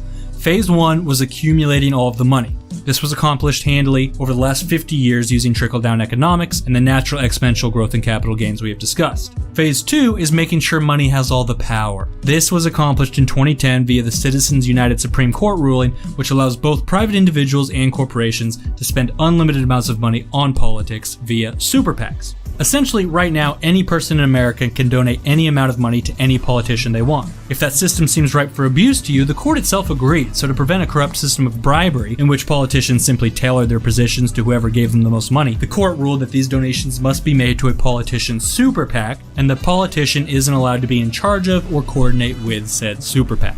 The problem is, this teensy tiny safeguard the court used as justification doesn't actually work because it's basically unenforceable.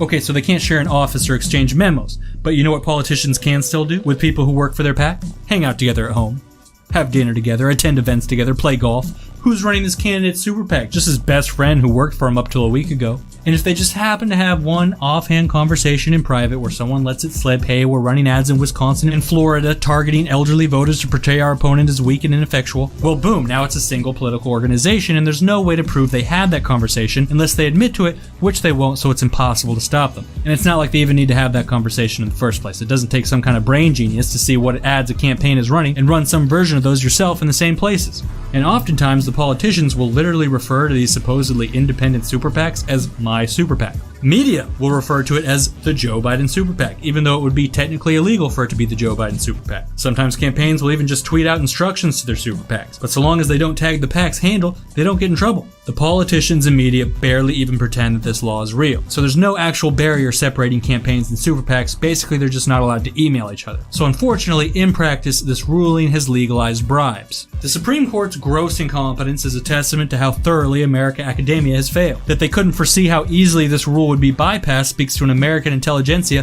that has spent way too much time sheltered in the classroom, convinced that rules written on paper are metaphysically inviolable, as if a sign that says don't play on the grass makes it physically impossible for anyone to do so. This is much worse than Infinity Ward not realizing people would abuse one-man army danger close noob tubes. The result is an American oligarchy. The wealthy elite are able to use super PACs to train our politicians like dogs. There never has to be an explicitly stated quid pro quo. Wealthy interest groups will donate to politicians, oftentimes they'll donate to candidates on both sides of a race, and if your stated policy positions and votes on legislation align with what the interest group wants, the amount they donate to you will go up. Otherwise, they will donate less and donate more to your opponent. Lobbyists may or may not make this clear to a candidate in direct terms, but again, they don't need to, because just like a dog learns that it gets treats when it behaves and punishment when it doesn't, so too do the politicians learn to obey their masters. Because the politicians know that bribes are what win elections. In America, the better funded candidate wins 91% of the time. In high-profile races, or races where both sides are spending a ridiculous sum of money, i.e. for the presidency, it can become kind of a wash. But most races are not high-profile. Congressional seats, state legislatures, city councils, school boards, these are the elections decided by the highest bidder. Why? Because the better funded candidate can spend $1 billion on ads across televisions and computers saying their opponent is a criminal animal abuser who fucks chickens. If said opponent doesn't also have $1 billion to spend, he'll never be able to get the word out that he is not in fact a criminal chicken fucker. These races aren't important enough to garner the kind of news coverage that would be necessary to fact check one side or the other's bullshit. The average citizen understandably does not have the expertise, extra time, or energy available to do fact checks themselves for the dozens of races they're asked to decide every year, so the candidate with the most ads will always win. Therefore, the candidate who takes the most bribes will always win. Therefore, the people with the most money will decide who wins most elections. New York billionaires are choosing Texas state legislators. It makes no sense. And even if you get the person you want in the White House or any other single race, our constitutional system won't let them defy the will of the 91% of other races being decided by the ruling class. It's completely fucked. Everything in life boils down to incentive structures. The way we play any game is dictated by what goals the game instructs us to pursue. Never forget that. Nobody understands incentive structures better than gamers, and nobody understands better how fucking stupid a game can be when the incentive structures are broken. I genuinely believe you are the only people in the country right now who can fully grasp just how fucking stupid the game is we are all playing right now. America makes Anthem and Fallout 76 look like masterpieces. And understand this, these people like things the way they are. This country has a long history of elites mistrusting the general public. This goes back to the Founding Fathers. It's why we have the Senate and the Electoral College, both of which were intended to be a check on public passions. Originally, regular citizens weren't even allowed to vote for their senators. The electors in the Electoral College were meant to overrule the public if the public made a bad choice. There are cogent, well-articulated arguments for elite rule, rooted in philosophy and backed by influential Founding Fathers like Hamilton. The oligarchs know they rule the country. They cling to this age-old philosophy of the elite to justify it. They are afraid of mob rule. They take a dim view of the public. They think you are ignorant, emotional, and prone to irrational behavior. They think it is in everyone's best interests that they rule you. They understand this system comes at a great cost to you, to your freedom and your opportunity, but it is a sacrifice they are willing to make. They will fight hard to defend this system. Ultimately, super PACs have allowed the wealthy elite to seize control of both major political parties, and both major parties rely on the culture wars for social control. On the left, the Democrats talk a lot about inequality and overturning Citizens United, but in reality there's a certain line they will never cross, and that line is drawn by their donors. It means letting concerns about the deficit limit stimulus spending, it means tying stimulus programs to coerce labor, it means raising taxes on the donor class but never by too much. It means bailing out banks and refusing to prosecute elites even when they're caught red-handed. It means passing Mitt Romney's healthcare bill and calling it progressive. In this, Democrats are possibly the more dangerous party because they consume all the resources and votes of opposition to elite rule, thereby starving out other potential opposition movements, but without themselves ever actually providing real opposition. It is wealthy elites providing the public with the illusion of a choice, thereby keeping them in control. If politics were a courtroom and Democrats were a defense attorney, they would be criminally prosecuted for extreme and deliberate ineffective assistance of counsel. On their left flank, the so-called AOC wing of the party offers a more legitimate repudiation of elite rule, but they will never accomplish anything so long as they prioritize the culture wars over economic justice. When AOC condemned Bernie Sanders for accepting Joe Rogan's endorsement during the primaries, she made it clear that culture war issues still take precedence over forming a coalition against the elite. This was a grave mistake. A coalition between the political stripes that make up Sanders supporters and Rogan's audience would have been very effective. The new leftists and the disaffected centrists and right-wingers who form Rogan's audiences are, believe it or not, actually on the same side on a lot of issues. They all vaguely sense that something is fundamentally unfair in this country, that there's a lack of freedom and opportunity. AOC undercut Sanders at a pivotal moment in the race, splintering the left and ultimately throwing the race to Biden. It's also important to remember that while Sanders was considered the furthest left candidate on economic issues, he was by far the most moderate candidate on cultural issues. letting the fact that Rogan has interviewed certain people you don't like completely blow up that coalition is the biggest shooting yourself in the foot moment I've ever seen. Painting NASCAR F1's black, tearing down statues, these things don't actually move us closer to any goal in particular. It was Dr. King who argued strenuously that racial justice and economic equality were inextricably linked, that you could not have one without the other. By expending so much energy and shunning so many potential allies in the pursuit of culture war issues and symbolic victories, we abandon the strategy laid out to us by the working class's greatest advocate and tactician. This fundamental failure is not limited to the left by any means, however. Donald Trump is a culture war president. In 2016, he ran on an economic platform that was strikingly similar to Bernie Sanders. He wanted to use deficit spending on infrastructure stimulus. He wanted to protect government benefits, and of course, he generally made a big deal about sticking it to the economic elite. But in practice, his policies have done just the opposite. His major legislative accomplishment, the 2017 Tax Cut and Jobs Act, cut corporate taxes by 15%, while cutting individual tax rates by only 3%. The corporate rates are permanent. The individual rates expire, which means long-term, this is essentially another massive financial handout to the oligarchs. They'll now have more money than ever to spend on super PACs, meaning they are the most powerful they have ever been. Of course, the oligarchs would argue that everyone does better when they have more money to invest in the economy. This is the crux of supply-side or trickle-down economic theory. The effect of supply-side tax cuts on the entire economy's overall growth remains a highly controversial subject. But what we do know with certainty is that it can't fix wealth inequality. After all, 4 of our last 6 presidents passed sweeping supply-side tax cuts. And during that time, wealth inequality has only gotten much worse, because the fundamental flaw remains. The rate of return on capital gains will always outpace economic growth, so giving the wealthiest more money means they will only make even more money that much faster, thereby increasing their political power, which they can then use to, you guessed it, pass even more tax cuts. You'll notice, during his bid for re-election, the president rarely talked about the tax cut bill, despite it being his signature achievement in office. Instead, he ramped up the culture wars. This is the model most politicians from both parties follow. You campaign on a culture wars platform, and then you legislate on an oligarch's platform.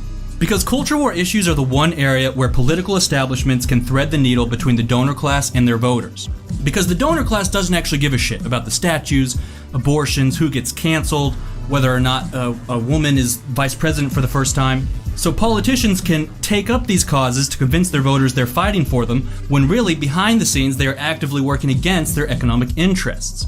They rely on the hate and mistrust that the culture wars stir in us to keep people divided who would otherwise form a coalition to advance their collective economic interests. Sadly, the culture wars are the worst they've ever been, and are unlikely to get better anytime soon. In part, this is because of social media. In part, it's because our leaders deliberately troll us against one another to retain power. But on a deeper level, I really think all of this anger is driven by the mental health epidemic we're in the midst of. I think Americans have devoted their lives to their jobs, and these jobs have not provided them with the psychological fulfillment or financial stability they desperately need. This has led to feelings of acute stress, inadequacy, depression, loneliness, and poor emotional regulation overall. Everyone is pissed off and sad, and they're not sure why. They're looking for someone to blame. The oligarchs are desperate we blame one another, so we don't notice the oppressive economic circumstances that made us so angry in the first place. America has become a self-sustaining ecosystem of greed, stupidity, and hatred. Economic power is political power. So long as the ruling elite has all the money, they will have all the power and our oppression will continue. We must address our extreme wealth inequality not just for the sake of economic stability, but for the survival of political equality in the United States. There's only one long-term solution to this problem that allows both capitalism and society to survive: a wealth tax. A wealth tax would be applied to the top 1% of earners as an annual rate on the total value of their personal assets, including cash, bank deposits, real estate, financial securities, and personal trusts. A flat across-the-board tax is necessary because otherwise we know wealthy individuals will simply find clever ways to work around whatever other tax code we implement. It's not about what the revenue is spent on. Use it to fund UBI, pay down the debt, build a space elevator, I don't care. All that matters is that the richest 91,000 people at the top of the country don't have it anymore. This will prevent the exponential growth on capital gains that allows top earners to outpace the economy's total growth and thus rein in the outsized influence on politics their wealth gives them. Because even if you did manage to reform Citizens United, so long as they still have all that money, history shows us they will find some other way to exert their will. UBI would do a lot for people's quality of life, but we will still be ruled by an unelected oligarchy if we don't address inequality. I know we all hate the T word, because many feel strongly that our billionaires are entitled to every dollar they earn, and that even if such a tax is sensible, it is not fair or moral to redistribute wealth from the top back to the bottom. But this is a broken way of viewing our economic system. The truth is, every billionaire's success is completely dependent on government and their fellow Americans. For one, consider how billionaires today are earning so much of their money. Howard Schultz, CEO of Starbucks, is a wonderful coffee salesman. He came up with great coffee recipes and set up supply chains to sell coffee around the world. He has brought caffeine to the people and generated a great deal of economic growth, and for this I praise him. I'm grateful for my Venti Blonde Roast, and I'm impressed with those parts of the system that allowed Starbucks to thrive. But I also know that none of Mr. Schultz's success would be possible without the government enforcing property rights and backing a common currency. Free markets do not exist in a vacuum. They rely on government and the countrymen who operate and fund that government. It is government that ensures everyone Starbucks does business with honors their contracts, that every Starbucks is physically protected from rivals and criminals, that every supply chain from Beijing to New York is secure. It is government that provides and protects the infrastructure, the highways, electricity, running water, internet that make Starbucks' business model possible, that makes the lives of every customer and employee they have possible. It is the millions of construction workers, utilities workers, law enforcement, military, firefighters, accountants, farmers, truckers, and so many others who keep this system running. It is the nurses and teachers who keep all those other workers competent and healthy. Without all these people busting ass all day, Mr. Schultz's great ideas would never be anything more than ideas. It's not as if he could have walked out into the forest, started making coffee, and somehow magically spawned a global empire that lets him turn his coffee into mansions, cars, boats, food, and entertainment for himself. The wealthy success would not be possible without the system. Therefore, they are indebted to the millions of working class Americans who make that system run. They do not owe any particular dollar figure. What they owe is what's promised in the Constitution. The Constitution is a social contract in which free people agree to obey a set of laws and in return are guaranteed certain unalienable rights. Among these are life, liberty, and the pursuit of happiness. As I've argued, it's increasingly clear these rights are not secured for a rapidly growing number of Americans. We do not control the government. We do not control our own lives. And as the present crisis shows, our very right to survival itself is apparently negotiable. The wealthy are obliged to pay whatever amount of tax is necessary to ensure that the system upholds its constitutional obligations to the millions of Americans who make that system work. Otherwise, the system itself is rendered illegitimate, as is any wealth they have acquired through it. It is irrelevant what dollar value the market has assigned any particular laborer. The free market is a game of make-believe that only works because we all agree to live by it. But when the social contract is broken, as it increasingly seems to be, then nobody is obliged to play along anymore. It is flagrantly unconstitutional for the government to leave its citizens no other choice than to participate in a system designed and enforced by government when that system robs them of liberty in any practical sense or otherwise threatens them with death by deprivation. If the government is to require our participation in this system, then the government is obviously obliged to protect our natural rights to life and liberty within it. For these reasons, a UBI and wealth tax are not only sensible policy, but constitutional obligations, which until fulfilled, leave the government in violation of its oaths. It is no surprise we see such a sharp rise in protest movements and armed militias. The public is rapidly losing faith in the social contract. Even if many cannot articulate specifically what is wrong, the average citizen is aware of their mistreatment. The COVID crisis has thrown into stark relief the failings of our system. Our college-educated doctors, politicians, and business elite clearly have no idea what's going on or how to fix it. Tens of millions of Americans who gave literally every productive hour of their lives to this system are being evicted from their homes and left on the streets. Not because they refuse to participate, but because the system doesn't have anything for them to do right now. And so there is no excuse for their survival. Many people are about to realize they've been forced into dependency on a system that is wholly unreliable. A system that takes everything from you when times are good and leaves you with nothing when the going gets rough. When this is over, many will call for a return to the way things were. This is unacceptable and foolish. The way things were is how we got here in the first place. COVID is a fucking tea party compared to the challenges that await us. The climate crisis, a rising China, not to mention more pandemics. We cannot afford another decade of leadership from hereditary oligarchs and teachers' pets. These morons are going to get us all killed. I worry they do not realize how fragile the system is. I worry they are making the same errors they made with super PACs. They don't realize that words on paper won't matter after a certain point. A lot of people are about to get screwed over very badly. If history is any guide, they're not going to go away. There will be a reckoning. To enact the reform necessary to save America from itself, we must first break the oligarchs' grip on our government and economy. We cannot expect them to ever voluntarily pass legislation that would restrict their own power, as a wealth tax and UBI would do. They must be forced to. This must be done non-violently. Violence is unethical and also only ever strengthens the system by giving it an excuse to increase its power and delegitimize its detractors. But the flaccid protests that regular people have relied on for the last 2 decades are clearly a futile exercise also. Occupy Wall Street, a massive nationwide protest lasting months, accomplished nothing. Massive prolonged climate marches across the globe, accomplished nothing. Pro-life marches, nothing. Gun control marches after Sandy Hook, nothing. Hong Kong protests, nothing.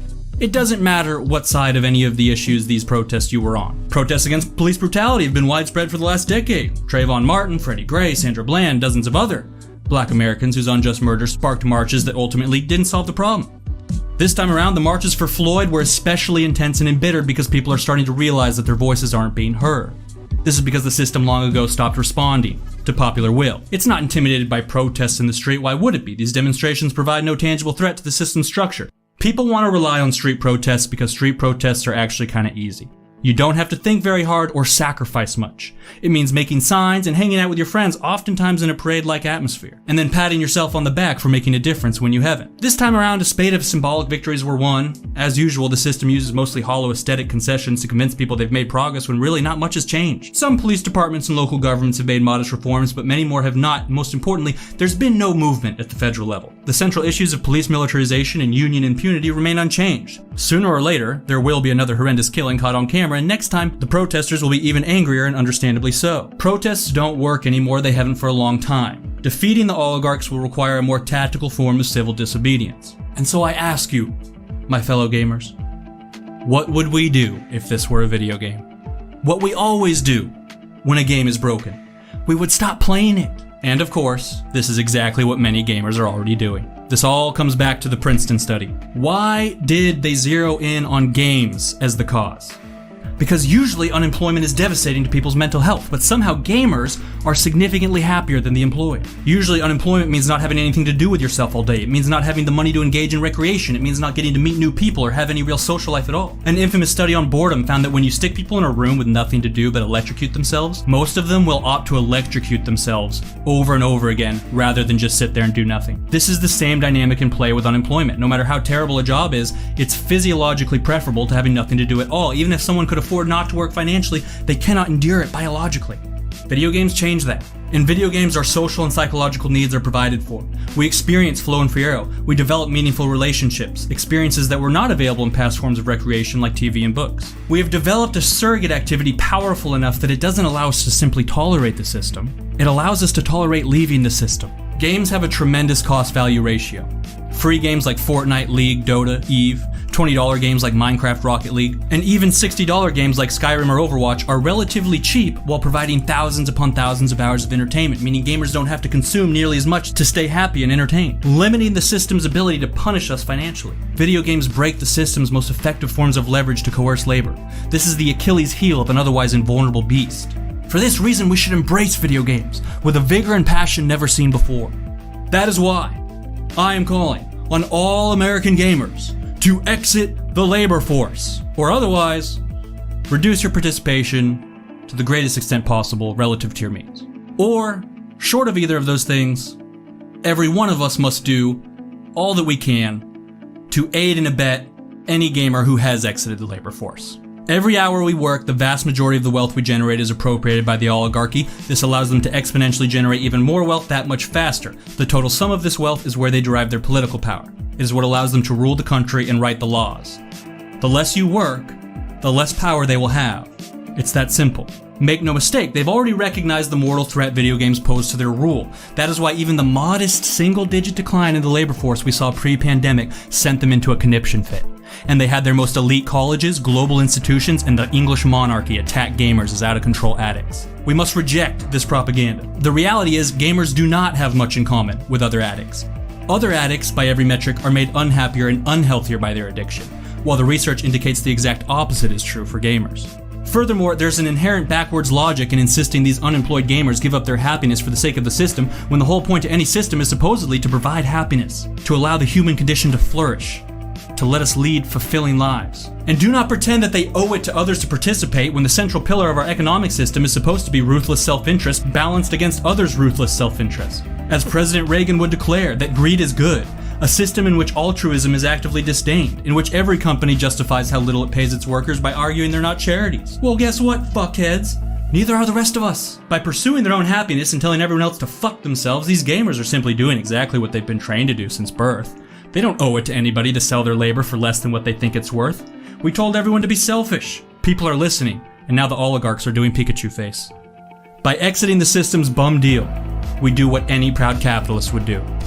Sacrificing our health and happiness for a functional society defeats the purpose of a functional society. The more of us who demonstrate that we are happier outside the system, the more those inside it will be forced to question their participation.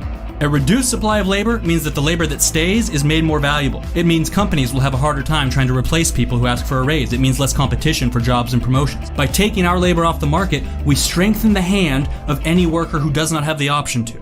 And of course, as gamers, we know that nothing makes a game change faster than when we stop playing it. Because when we stop playing a video game, the publishers react because they don't want to lose money. The same is true for the system. A reduced supply of labor means a smaller economy. It means less goods, or more expensive goods for everyone, increasing public dissatisfaction with the system. It means less tax revenue for the government. It means the government has less leverage in geopolitical affairs. It means less profit for every owner of capital. The oligarchs have already way overextended themselves, content that our labor would always be theirs to exploit. They've spent trillions and trillions of printed money on subsidies, bailouts, tax cuts, and oil wars. Even modest declines in the labor force will threaten their ability to keep up with servicing that debt.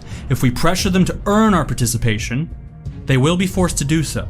The workers are in fact the most important part of the system. It cannot survive without them. The oligarchs aren't scared of the coronavirus or the recession. These crises actually make them stronger by exacerbating inequality as this one is doing now. What they're afraid of is change. The government easily has the means to expand UI benefits, cover people's rents, and at a $3.8 trillion deficit, they basically could have done UBI this year. $1,200 checks to every citizen until the crisis passed. It wouldn't have been a problem, but they're afraid that regular people will figure out how powerful this tool is and how the oligarchs have been using it exclusively for themselves for the last 40 years. They're worried for the last 40 years. They're worried that if regular people figure out the truth, they will demand more from their government, that it will be harder to herd them back to work with the whip when this is over. The oligarchs have gaslit the public into believing we are all treading water in the middle of the ocean, and if we stop swimming, we will drown. What they don't want you to figure out is that there's a cruise liner right there with less than 1% of its cabins filled.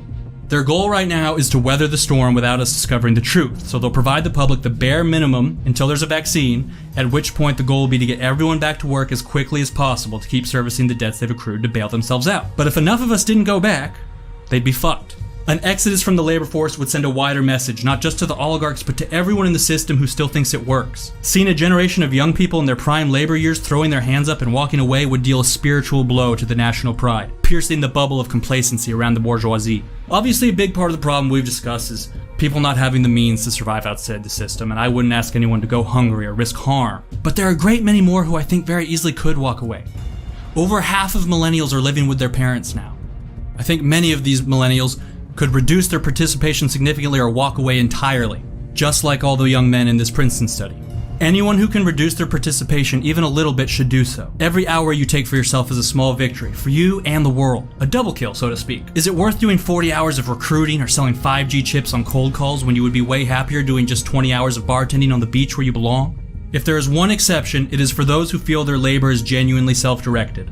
Self-directed labor is the most healthy, beneficial thing for the individual and in the long run society. Be honest with yourself about whether it's truly self-directed. Ask yourself, if UBI was passed tomorrow and the government sent you enough money for rent and food every month, would you still do your job? Or would you take some time off to look for something else or discover something else inside yourself? I don't think my stony, rambling call for a protest is even that necessary. Gamers' rejection of the system in favor of gaming started naturally, and I suspect will continue naturally, just as the researchers have predicted. I hope video game addiction spreads through the country like a fucking forest fire. And just as wildfires are nature's way of cleaning out undergrowth and dead trees so that new ones can grow, so too can gamers clean out this nation's decayed ways of thinking. But we must not let the system snuff out their flame, which it is clearly already trying to do. As discussed, respect is a form of social control, and it is the most powerful form of coercion the system uses to pressure people into work they detest. In this country, nobody is more universally reviled than the unemployed. I suspect many citizens could work a lot less, could live much more freely, but choose not to out of fear of cultural exile. Therefore, we must retire the outdated stereotypes that drive this social control by rejecting the belief system that undergirds them. Workism. Workism is our national religion. Workism is the belief that productivity is the purpose of life, that maximizing our day-to-day productivity should be every citizen's end goal. Workism is the belief that we should measure one another by our productivity and look down on anyone who isn't productive. Workism is about taking pride in feeling miserable and empty inside. You'll often hear its priests say some dumb shit like, well, I believe in hard work. But we now know, from a scientific standpoint, this is basically like saying I believe in having sex and eating food. Well, whoop-de-fucking-do, pal, me too. Workism is reality television stars telling us to take a bite of the shit sandwich, but of course what they don't tell you is that when they took a bite, there was a lot less shit in there and they were getting paid twice what you are to bite it. Marx argued that religion was a kind of opiate for the masses, that our fixation on an afterlife made us comfortable being forced to waste the entirety of our earthly lives. Today, I think we use the religion of workism to accomplish something similar. We are all miserable in these jobs, so we make ourselves feel better by saying that all this hard work is important, that we are the shit for doing it, and that we are better than lazy people. But just like in Marx's time, there's little real-world evidence to support this belief system. For the last 50 years, we've worked really fucking hard. We work longer hours, we work harder hours. And what has all this hard work gotten us? They say it's good for us, but by every measurement, everyone is worse off today than they were 50 years ago. Obesity, diabetes, heart disease, loneliness, anxiety, depression, and suicide have all only skyrocketed in that time, and continue to. We are unhappier and unhealthier than we were before all this hard work. They say it builds character, but today Americans hold themselves in the lowest regard ever, as does every other nation. They say hard work is good for the world, and yet our planet is dying, our democracy is broken, and our economy is teetering. The result of all this hard work is that we have lost everything and gained nothing. Workism tells us that the unemployed are a burden on the rest of society, but this belief is based on a profoundly ignorant understanding of the system we're in. It was made clear during the COVID lockdowns that society can support the essential needs of 100% of its population even when over half that population isn't working. Why?